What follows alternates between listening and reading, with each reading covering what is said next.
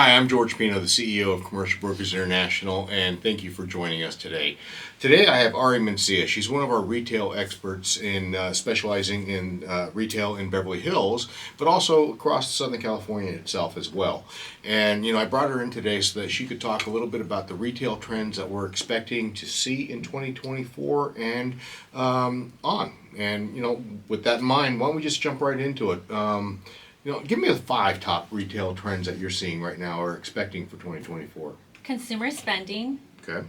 AI, retail theft, branding with the retails and consumers, Okay. and the last one would be changing consumer expectations. Okay. And it all sounds good for the most part.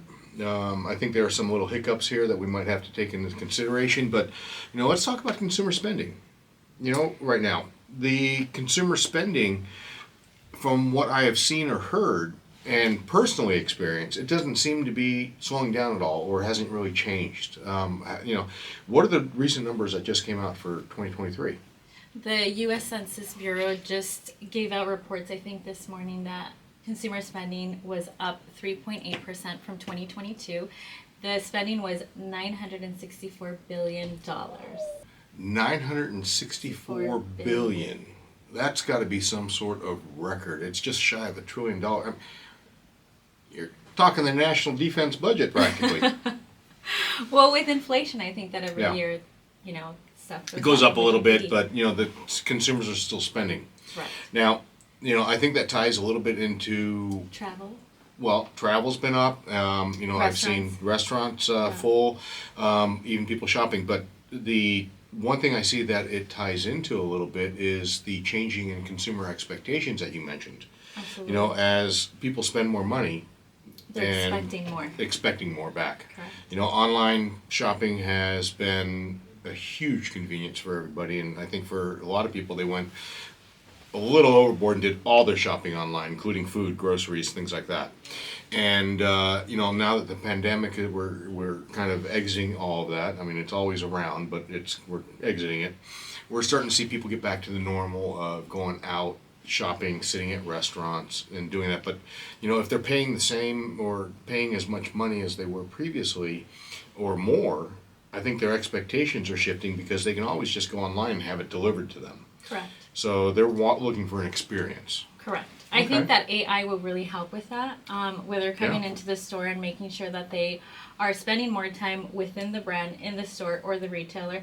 So they're coming in and they're making sure that the higher price point SKUs that are selling more, and AI can help with that with the overstock or understock or items that are mostly purchased, will be put in higher view, better Correct. displays, because you can only fight for a certain amount of things. So I think that's definitely important. I've seen retailers do this already with their own internal shopping, where they may have stuff in the front for that may be an impulse item, but then when those impulse items don't sell, they move it right back to the back. Yeah, and Amazon add-ons, so you might see those items also next to the combining, correct, adding on. Yep. Now with the experience coming into the store and making sure that the people are spending more time, we see that more with Foot Locker or Nike coming in and then putting a coffee shop next to the space, or adding TVs and videos and making sure that the client is connecting with the brand. Well, even pop-ups. Actually, I think one thing that Fuji's a great I'm going to shout out. I was actually just going to shout out to your client Fuji. Yes. It's a interesting concept, and I'm not going to do it justice. So, can you explain what kind of Fuji does a little bit and how it actually really elevates the customer experience for a lot of brands? Correct. So Fuji started out as they put it together to me as putting food and emojis together in one. So kind of getting that feel and connection, collaborating with the brands. So think about giveaways and sweepstakes, fast food stuff, or restaurants even. For example, my most favorite was Wendy's. Yeah. We were sitting here having a meeting with Fuji, and Fuji actually delivered within 15 minutes of our call starting. They delivered a backpack with a coupon for a cheeseburger and a meal inside. And I just thought that was just so awesome how they delivered it so quick. Now, their retail stores pop up on Melrose that assist with sweepstakes that people are online when there's games or movies going on, either Uber Eats or what is the other delivery? DoorDash can come and pick Postmates, up. Grubhub, yeah. They win the sweepstakes. They come and they pick it up at the store, or the client can come in if they live within a 10-mile radius. They can stop by and actually pick up their gift. Okay. Now, how these products are being made, shipping, FedEx and UPS is actually delivering these products. They're putting them together in the back of the house. So think of like a Apple store with the UPS back of the house. They're coming in. It's the pop-up that's signaling the product. Excuse me, the pop-up at the moment. Sweepstake, yep. The sweepstake at the moment. They come in. They do an experience with the client. They pick up their sweepstakes and then they go. Okay. So it brings in a lot of foot traffic into because people are questioning what's going on in here. So think about like food and the emoji all in one together. Well, everyone loves free stuff too. So when they're Yeah. packaging that and offering, that, and I can see how they could really tie into like fast food apps and things like that. Get a certain amount of points, you win this, and they're instantly fulfilled with the Fuji. Yeah. So I can definitely see that. Football games when you're at a stadium afterwards and they win, they say you can win this if they shoot at this score at this point, right? Am I Yeah. Yeah. Is that how it goes? So you get the coupon. So sometimes they package it with coupons like that. So Okay. kind of the same. Kind of the same thing, but then putting also maybe some comparable type coupons that they can actually experience other items or other products that Venues. they are doing, or venues, or whatever it may be. So that's pretty interesting. I think AI is going to probably play a big role in that as well. Yes. Now, I do see, and this is you mentioned brands shifting to more intentional merchandising. Now, we're one of the only countries that really have the 200,000 square foot grocery stores with 30 different peanut butters or whatever else, but I see brands now really going back more toward the intentional merchandising. What that means is, cutting back on the SKUs that they have and only really marketing or selling the high ones and starting to drop off the lower ones, because ultimately the people that are purchasing the lower SKU items, the lower selling items, are probably going to have some brand loyalty and just buy a different flavor of that same brand, and it's very much like a Costco model of, Costco, for instance, Kirkland. If you go to buy peanut butter at Costco, you have 3 options. You have crunchy. Creamy, and Kirkland. It's what they found is that people actually buy more peanut butter in that situation than if they were to put out 10 different brands, because people get overwhelmed with so many choices that they don't know what they want to do. So instead of making a decision, they decide not to make a decision and just move on. So it's intentional merchandising of just picking the best products that are the best selling items and limiting how many others are out there. Obviously, we're going to start seeing new products come out because everyone's always testing something that may blow up. But at the same time, the ones that aren't working, I think we're starting to see companies drop them quicker. Right, and that's where Okay. AI comes in and assists with that Yep. as well. So that's why I think it's such a big, AI will make such a big impact in 2024. Yeah, AI across the board, I think, is going to have a lot of play. It's going to be interesting to see how it works out. I think initially it's going to be much more of a kind of a back end, kind of subtle, psychological, like, more how can we help and then eventually it's going to be experiential. Yes. And how they're going to use the AI to create the experiences for the clients that are coming in, or the clients coming in. Yeah. So, lastly, let's talk about something that's been kind of the hot topic and a negative hot topic for a lot of retailers in the last 3 years. That's theft.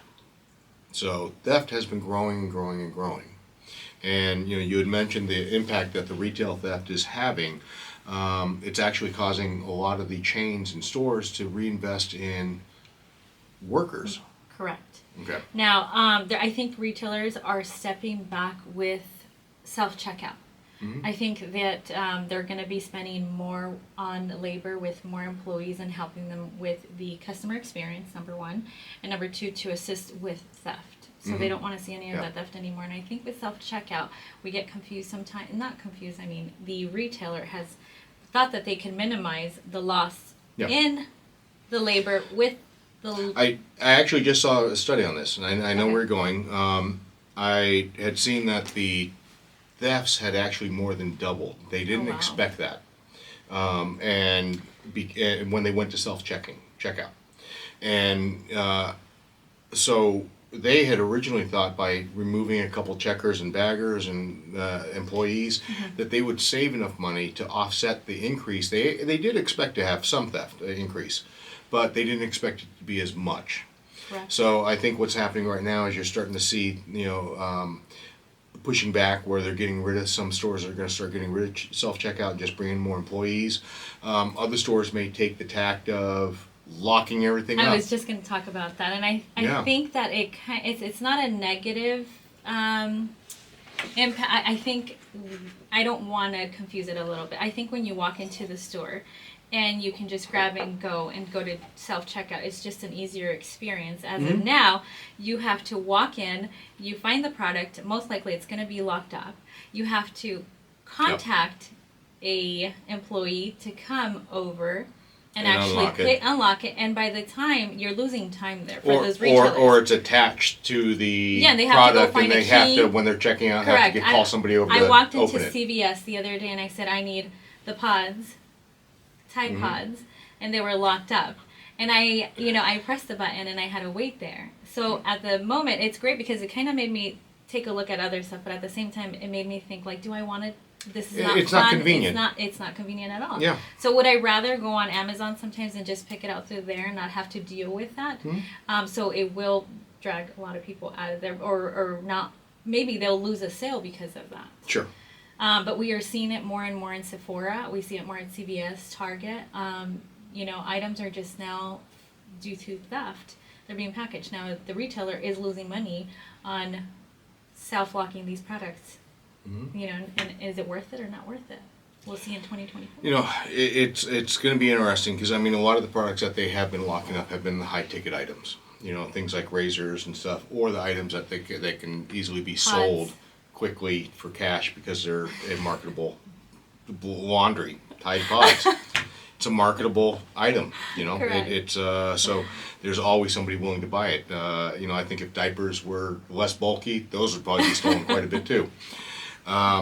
But so I think AI will also, jumping back into AI, is going to play a role in that as well, where they're going to really start seeing and feeling and realizing what items should be locked up, because I think it's combined. I don't think there's one solution to all of this, and and how to go about that, and so based upon how many sales they have of a certain item, maybe they lock those items up, the big ticket items, whether it's a luxury but alcohol. Small items could be also very expensive. But all this, yes, absolutely. So, and the smaller the item, easier to steal. Yeah. Mascara, very expensive, $15. I wear mascara.